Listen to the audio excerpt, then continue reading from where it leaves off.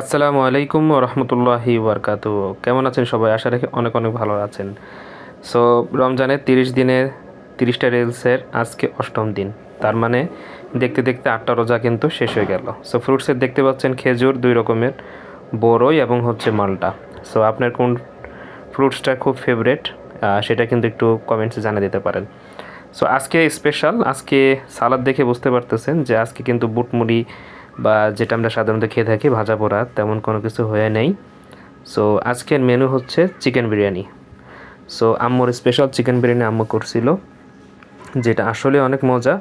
একটু পরে আপনারা দেখতে পাবেন আমার প্লেটে সাজানো হয়ে গেছে, এই যে পুরা মাংসতে ভরা। এবং এটা হচ্ছে আমার প্রথম রাউন্ড আর কি।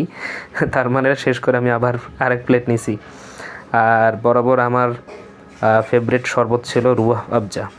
সো এই প্লেটটা হচ্ছে প্রথমেই নিছিলাম, এবং এটা যখন শেষ করলাম, এই যে সেকেন্ড রাউন্ডে দেখেন আমি নিলে কিন্তু মাংস আর মাংস, এই দেখেন মাংস, তারপরে হচ্ছে মাংস, আর হচ্ছে যে একটু সালাদ নিলাম, খেতে কিন্তু দুর্দান্ত।